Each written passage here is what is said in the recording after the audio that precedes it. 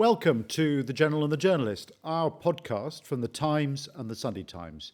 The old order is breaking down and conflict's on the rise. And we're here each week to help you try to understand it all. And you're the general part of the equation, Patrick. General Sir Patrick Sanders, nonetheless. And you, Tom, are the journalist part of the equation, Tom Newton-Dunn. Today, we bring you our third and final report from the ground in Ukraine, from where we were in the country a few weeks ago. Wherever peace talks go, or don't, there will always remain a constant in the war and its history, and that is the extraordinary and quite often unseen role played in it by Ukraine's railway system. Absolutely. And since the very start of the full-scale Russian invasion in February 2022, the 24,000 kilometres of Ukraine's state-owned rail network have been the absolute lifeblood of their country. It's evacuated more than 4 million people to safety, carried troops and supplies to the front lines during the day, and brought wounded soldiers back from it by night. And all those missions still continue to this day. And all of it with truly astonishing efficiency. Ukraine's trains are the second most punctual in Europe after Switzerland. And that efficiency and functionality has made Ukraine's railways prime targets for Russian strikes. But at the heart of Ukraine's railway story, though, it isn't actually about rolling stock or timetables. It's people.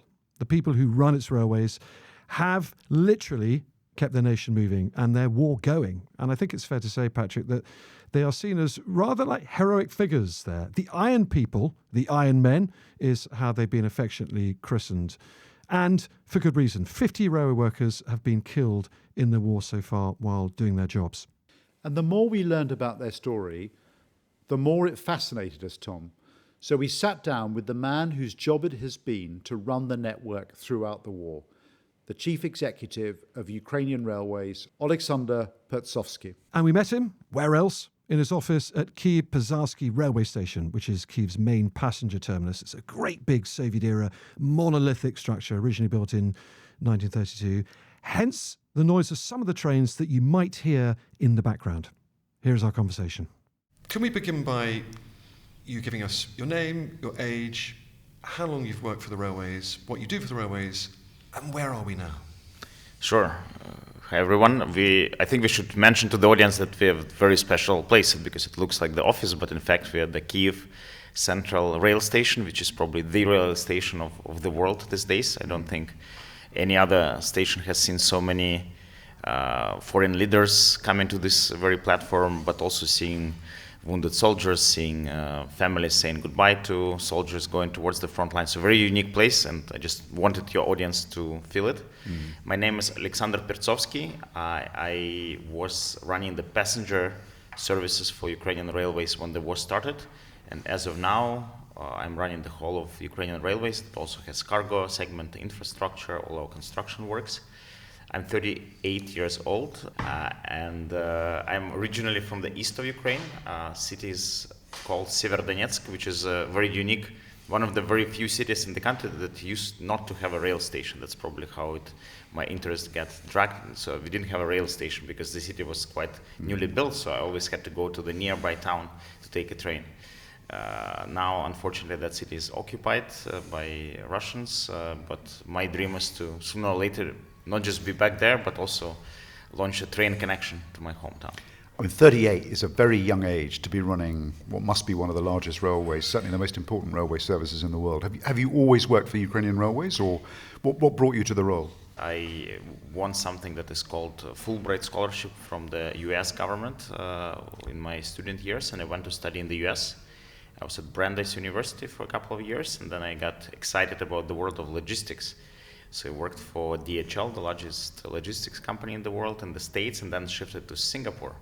So I was enjoying nice life in Southeast Asia when all the events started happening here in Ukraine. It was a revolution of dignity, what we call in 2014. And then there was a very unique drive of Ukrainian government to get Ukrainians working overseas to come here and help transform the country. So I did something that my parents back then considered to be a very crazy move. I moved from being with DHL in Singapore and having like aspiring corporate career to go back to Ukraine. So I joined Ukrainian Railways. I was in charge of passenger on the morning of February 24th. 2022, I was in charge of passenger, and that's where the war started for me. Let's just go back a little bit in history, because Ukrainian Railways, it's a state-owned company. You own the entire railway service, unlike other railways in the world where bits and bobs are privatized. And yet, before the war, going back years, you've had one of the most, if not the most efficient railway services in the whole world. Why was that? Part of it is what you mentioned, that the unity of the system helps. In the morning of February 24th, there was no split of a second where we were thinking whether we keep running or not, whether we keep charging passenger tickets. So we just let everyone to be evacuated, because we had to fill in our trains well over capacity. Of course, there was no time and no possibility for ticketing. And I could make this decision, we all could make this decision, because it was state-owned. For us, it wasn't a choice. We had millions of people flocking into the stations, so we just had that single course of action. Talking about unity, the best illustration is repairs. We sometimes joke that across the border there could be, because we now run a lot of services overseas, and there could be a tree fallen onto train tracks, and it would take a couple of weeks to figure out what to do, because they would need to run a tender, ask one service provider, the infrastructure manager asks a repair company, and it takes forever. In our case, we have bridge destroyed. It means that our repair people are straight away sent there, and we don't waste time in deciding who is going to do what. So this unity is definitely the decisive factor. Going back, though, to the Cold War days, we would think of the Soviet Union, a state-run Soviet Union enterprise, as a hopelessly inefficient thing. But Ukrainian Railways were super efficient, and that was because of the Cold War, wasn't it? That was because of the supply route to what would have been the Cold War front line in East Germany. Well, railways were always designed as a paramilitary, if I may say, organizations. Even there is a very clear. I would normally have to wear a uniform with a different distinction. I mean, it was true in Europe, wasn't it? Because famously, the First World War was decided by railway timetables. Yeah. I mean, it's interesting when we now have our fights. There is even a song in Ukrainian that the wars kept being fought across railway lines, and you can now look at some of the battles we are facing. They would be exactly the same logistics nodes that would be the case for the Second World War, probably even prior to that. The start of the war, the role of railways was pretty much the same as it would be in Second World War, etc. But it changes now, because the drone warfare does affect the way logistics is set up. Just give us a sense of the scale. I mean, Ukraine is an enormous country.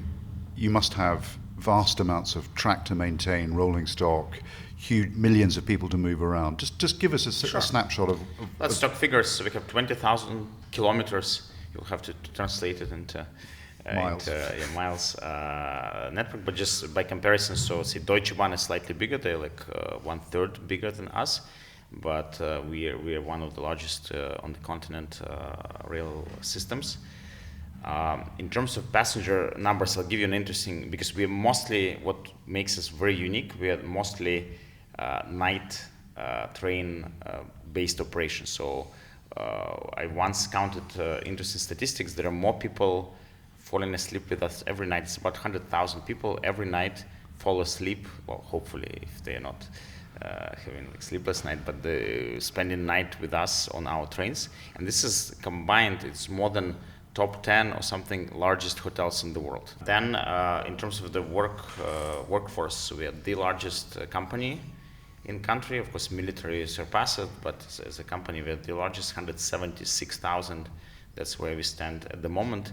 And what's very important, we are the largest company by the number of people who are currently with the army. So 12,000 of those are currently actively serving. And that in turn means we are the largest employer for the veterans. So we already have over 3,000 people who finished their service, mostly because of some injuries or some personal matters that qualify them to be demobilized, and half of them rejoined the company. So we have over 1,600 veterans, and that becomes a very, very big topic. Normally countries would first win the war or end the war and then deal with the veterans. Our war is so extended, and there's so many people already with that need that reintegration that we are very busy with that as well. And Ukraine is a huge country. It is. What is used to be slightly bigger. The enemy tries to make it smaller, but well, you're seeing what you can do about that at the moment. yeah. What's the total length of all your lines? Do you know that? 20,000 kilometers. 20,000 kilometers. Well, it's still extraordinary length of track to.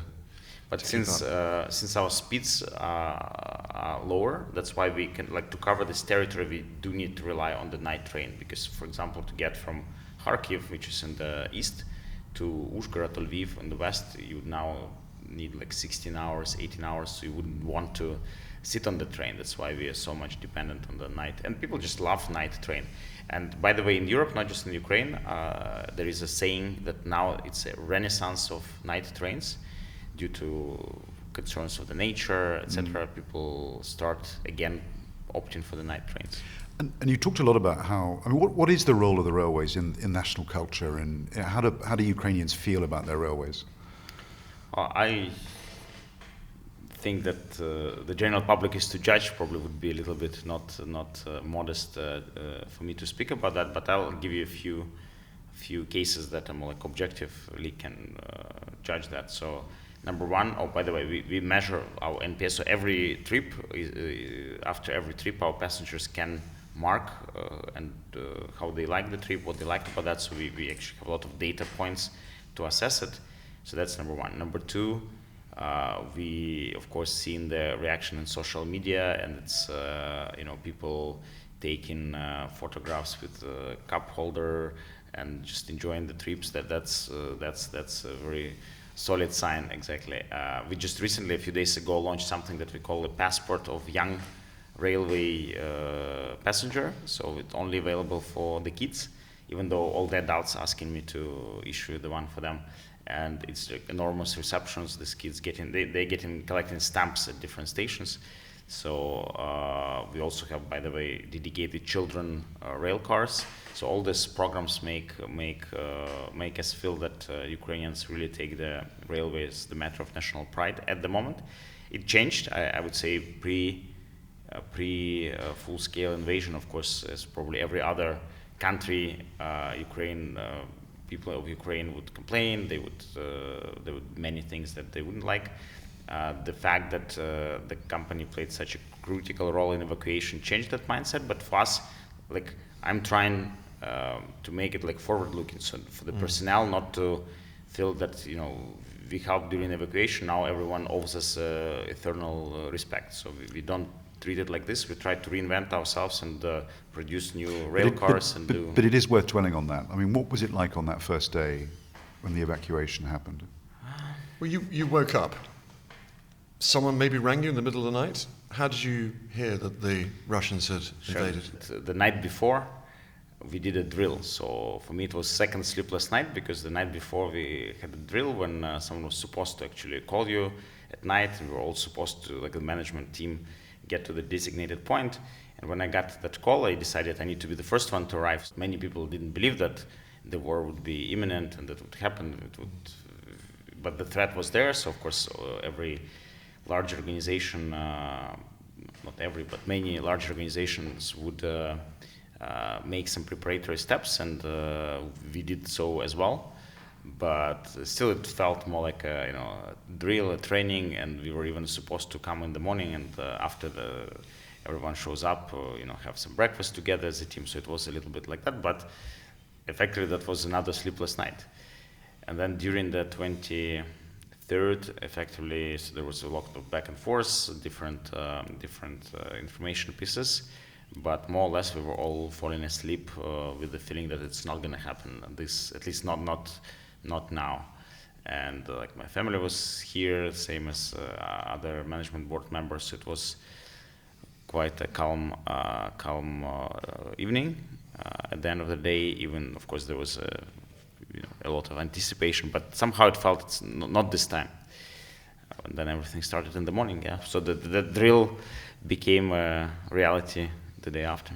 So what time were you telephoned? Did you go to sleep that night? I went to bed. Well, I wouldn't recall exact time, but like probably shortly after the first explosions and the first enemy advances. Because the way railways operate, we have people on the ground everywhere, and it's like a pyramid. So you have station managers in Kherson region or those like first or Lugansk region back then, where the first advancement of the troops were noticed by our employees, and of course they kept reporting upwards, so it was quite early reported to us. Then of course we saw all this pre-recorded message of Putin, etc., etc. But at that point, the goal was to start functioning. As I mentioned earlier, like people always ask, like, how did you guys decide to like not stop operating, to start evacuation, etc. And I always try to recall that, but there was no decision points. It was just so there was no question exactly. So it's like, okay, so what do we do now?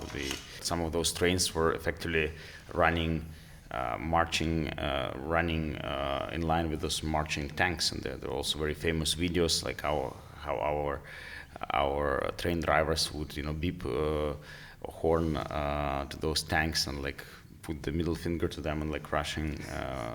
That's not something you normally do with the tanks, but anyways, nowadays not many tanks in the present war environment. So let's come on to how you support the current war effort. I mean, as a general, I understand that actually it's logistics and logisticians that win wars. It's very rarely infantrymen or those at the front.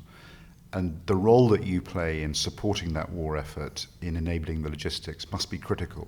Can you describe the different parts of that, and in some respects how that feels? And you must feel a little bit like a general directing these operations.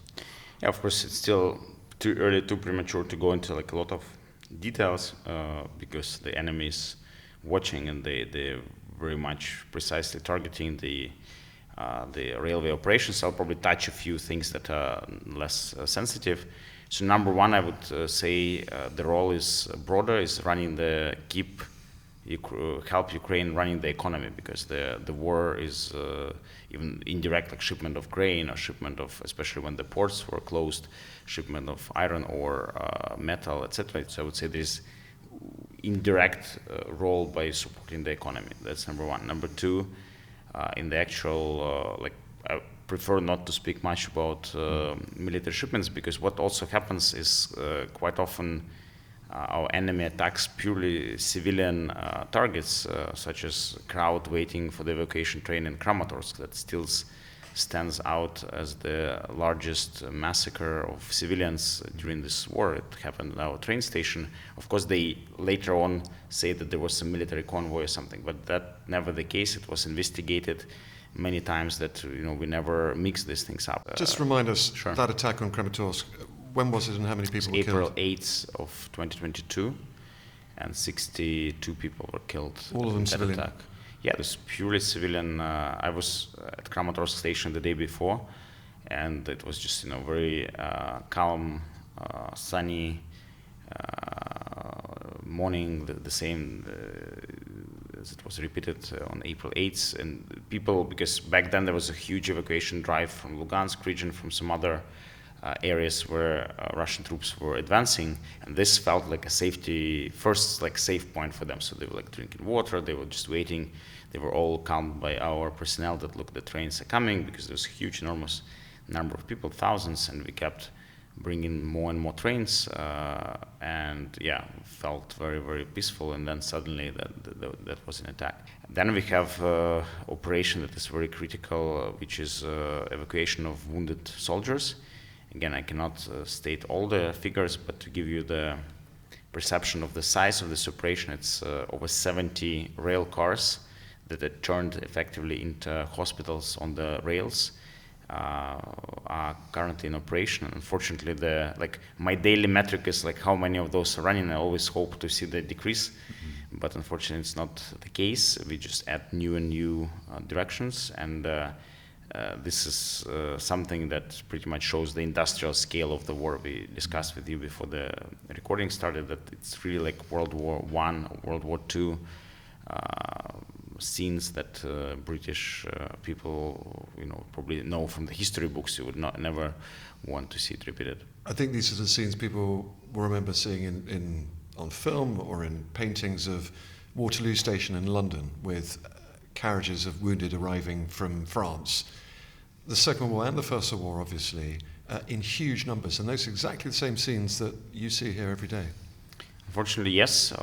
With some advancement now, we have like modern ICU rail cars with like people life support with effectively oxygen generators, etc., etc. Like the story of this program is the following: we were not like ready for this scale of medical evacuation, so we were early days of March 2022 in the east, and we saw the first batches of wounded soldiers who literally they would be squeezed through the windows to be transported with the rail cars.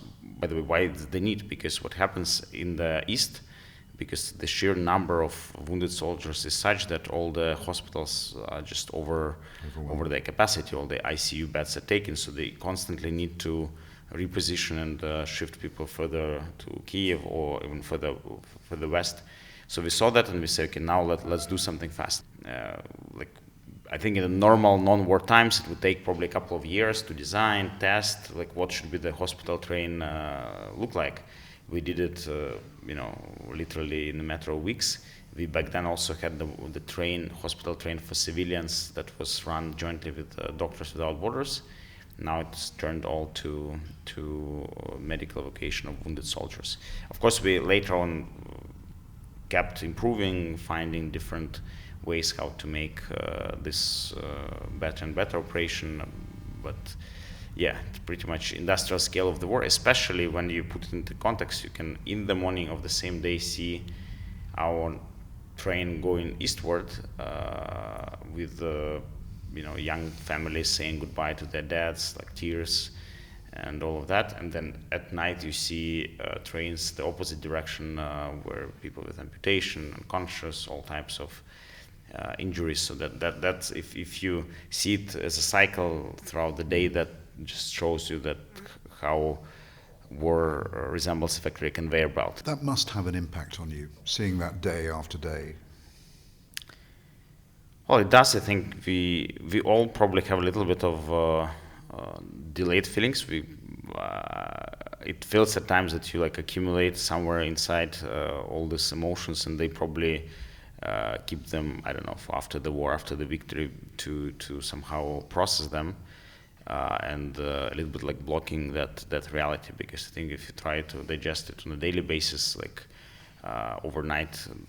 Today we had 2 of our employees killed, right? And you can, there was a train driver and assistant train driver who were near the Donetsk region, and of course you start asking yourselves whether everything was done to avoid it, everything was done to protect them. And if you just stuck at that, you cannot continue. So all these things are accumulated, but I think we'll process them at some stage. The time will come to process all this. You're probably too busy now. Just explain how your 2 guys were killed this morning. Well, it was an absolutely peaceful civilian operation, one of the coal mining towns. But the train that they were driving effectively got attacked by the enemy drone, one of the heavy drones that effectively gives no chance to survive an attack. And the whole purpose is just to stop that operation. But it's thousands of people depend on this mining operation. Economy depends on that, and it's something that, again, you ask yourself, what's the ultimate price? Should we be doing that?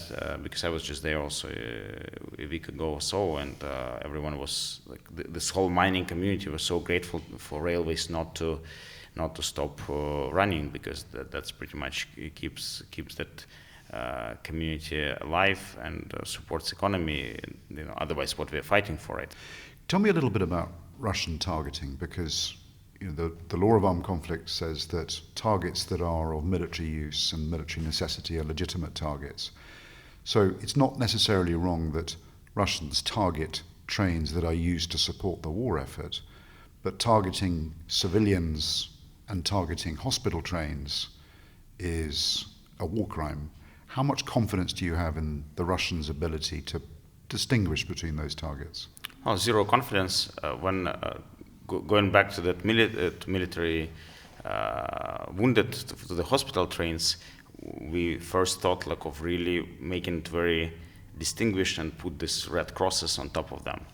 And then seeing what's happening, there was a clear decision not to do so, because we used to think, again, we all grew up watching the World War II movies where this ambulance truck is going and somehow the fighting stops, etc., and everyone lets wounded to be evacuated. Here it's the opposite. We have now the medical evacuation cars near frontline, those who do the very first job, the number one target. They are being shot, as the number one target. So there's not just no respect, and I cannot say that they do not distinguish. It's a proven case that they specifically see it as an easier target. So they're deliberately targeting casualty evacuation and hospital trains and facilities. Well, here I'm talking about even the medical evacuation cars, but the same happens with all the whole chain of medical evacuation. That's why our decision was not to distinguish those trains, but to keep them as anonymous as possible, because unfortunately you cannot expect any respect from the enemy to humanitarian aspect of medical evacuation. I find this so hard to understand and relate to. I mean, as a professional soldier, we spend our entire time drilling in respect for international humanitarian law, for the Geneva Convention, for treating casualties with compassion. And what you're saying is that the Russians are deliberately targeting the most vulnerable, the weakest. And we live in post-truth world, right? So effectively, when you manipulate truth all the time, then people just suddenly, everything can be manipulated. So that's what it is. But just to close this off, the role of railways in military support, I would say, is more even indirect, with supporting the fact that the country keeps running. We're not dysfunctional state, and that's what probably you as journalists see, and I think that's the biggest also aspect that makes Russians feel that even they're capturing some territory, they don't make as a failed state. They can't even stop the trains. That was the most extraordinary example 2 weeks ago that you posted about on LinkedIn. The Odessa to Zaporizhzhia train coming into Zaporizhzhia, it got hit. No one was killed, but extensive damage, a lot of people injured. And yet, very soon afterwards, the return journey, Zaporizhzhia to Odessa, left on time. That's an extraordinary story.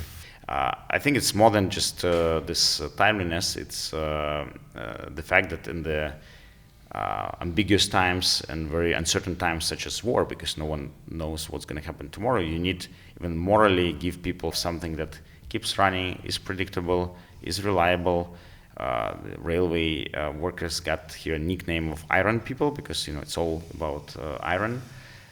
Rails made out of iron, our rolling stock is made out of iron, so we feel it's on top of everything practical and pragmatic. This is a little bit of our psychological contribution, and even as we deal with international travels now because of airlines not working, we made it the point of commitment that we always wait, even if our neighboring colleagues are delayed, we would wait, and that makes such a positive vibes for Ukrainians, because say family is returning back home, they know that even if they're delayed somewhere en route, we would either wait for them, or we would honor their ticket and let them travel on a different one. Because, by the way, probably as we're reaching the end of the conversation, what I want to say that as much as we contributed to evacuation and bringing out people to safety, the war evolves and the situation evolves. So we now feel that it's not less important for us now to play a role in bringing people back. One thing a lot of British people remember at the outbreak of the full-scale invasion, those incredibly dramatic, emotional scenes on your railway platforms of families, mothers, wives, children, saying goodbye to their husbands and fathers as they pulled out of the station and went to safety in Western Ukraine or into elsewhere in Europe. As well as helping wounded soldiers and helping the war effort transporting munitions, you've also saved thousands, hundreds of thousands of civilians by evacuating them? Evacuation is ongoing even now as we speak in 2025. Not at that scale, of course. That scale is enormous, like 4 million people. And these are 4 million people you've moved west or out of Ukraine altogether?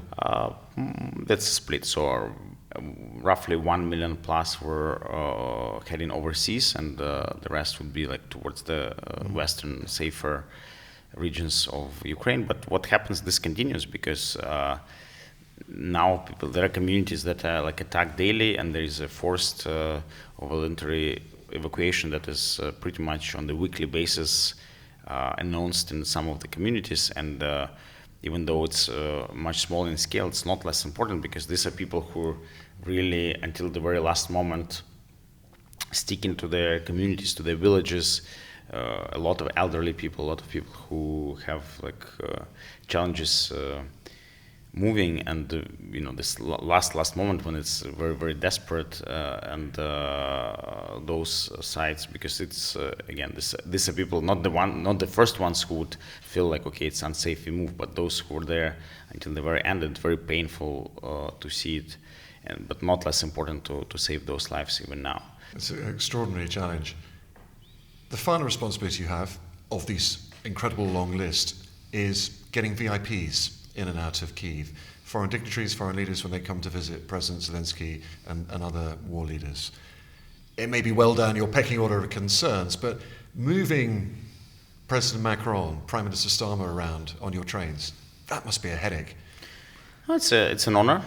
We call this program Iron Diplomacy. As I mentioned, it's very easy for us to do branding. We just add iron as the first word and then add something. So Iron Diplomacy, and it's bigger than just transportation. Of course, transporting them on time, reliably, safely is number one. And we ask them, like, why you guys, at the end of the day, in the country with uncontrolled airspace, not on your own plane or vehicle or something, you trusted the rail service, and they said, we studied literally all your diplomatic visits prior to that, and it's not that they were all reliable, but they were really like timely, so that's the base. But what we do, we add a lot of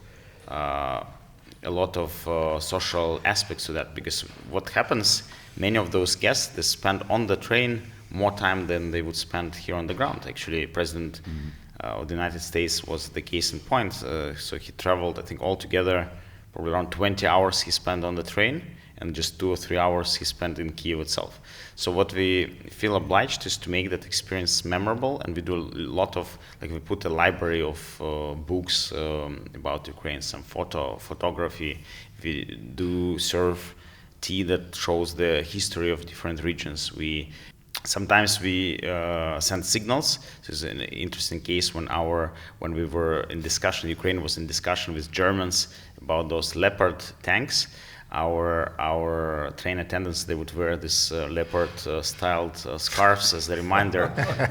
Subliminal advertising. Exactly, yeah. So we hope it was, it was the final push and a lot of other things, because we believe, I don't think it can be underestimated how critical for continued support is that people keep coming and seeing what's happening with their own eyes, and that's where railways, keep playing a critical role. You have one particular fan of Ukrainian railways, a former world leader, the first British Prime Minister to come to Kyiv, Boris Johnson.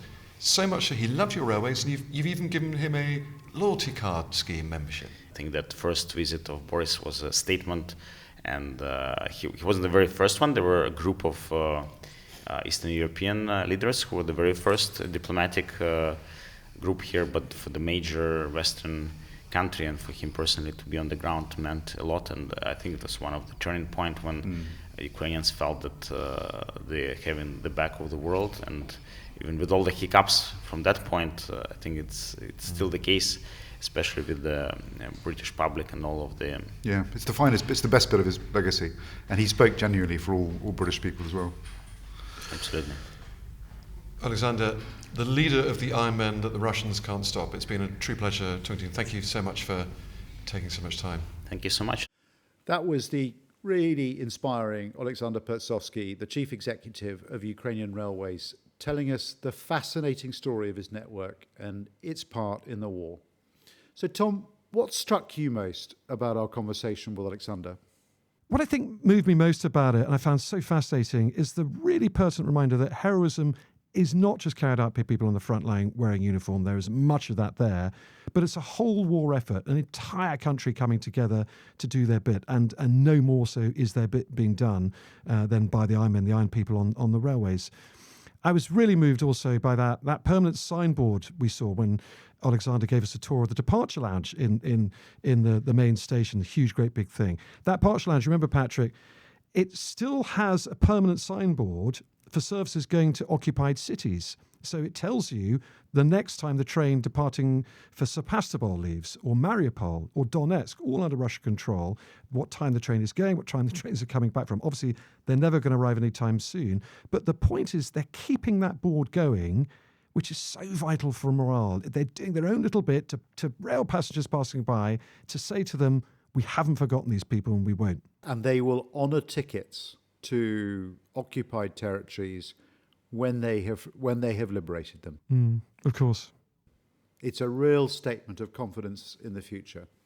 And of course, it's not just VIPs that Oleksandr brings in and out. It's also humble journalists like ourselves, because that's exactly how we got in and out. We got out on that very long 14-hour sleeper where we got to know each other and our sleeping habits really well. But that aside, we are extremely grateful to the Iron people for transporting us to... What most struck you, Patrick? I guess I was struck by a couple of things. First of all, for me, there was a historical echo of Dunkirk. You remember the role that the little ships have in sort of folk memory in the UK around the evacuation from Dunkirk.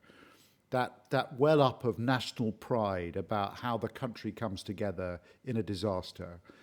And I think the Ukrainian railways are the epitome of what really represents Ukrainian national pride, how they've come together as a nation, their defiance, their determination to persist, the fact that the punctuality is almost as good as Switzerland. Despite, and you remember this, there'd been an attack on an engine, on a locomotive, just the morning that we spoke with Oleksandr, and he was mourning the casualties he'd taken from that.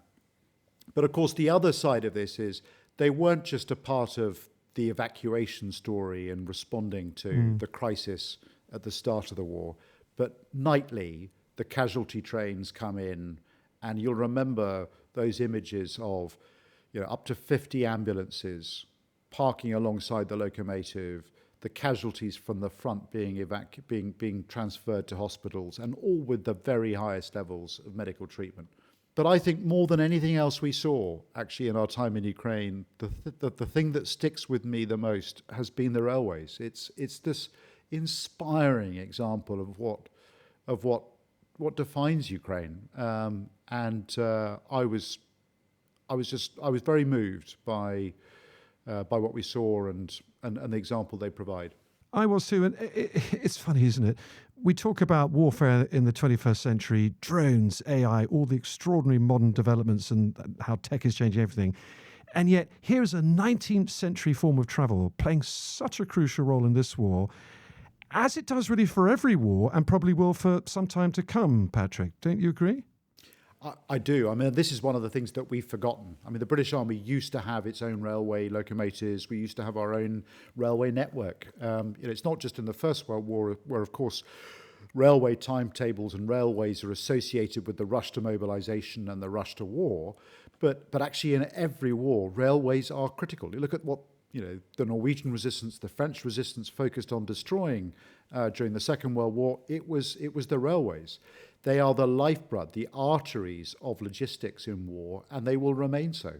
That is it for this week's episode, though. And if you have a question or just want to tell us something, please do email us at generalandjournalist@thetimes.co.uk. That's generalandjournalist@thetimes.co.uk. We read all of them, and we'll feature some in episodes to come and in the weekly New Times newsletter about the world's current conflicts. War and Peace, which I confess is written by me, and the General is even kind enough on occasion to read. We'll be back next week, but until then, thanks, Patrick. Thanks, Tom. And it is a truly great read, your newsletter. Thank you very much.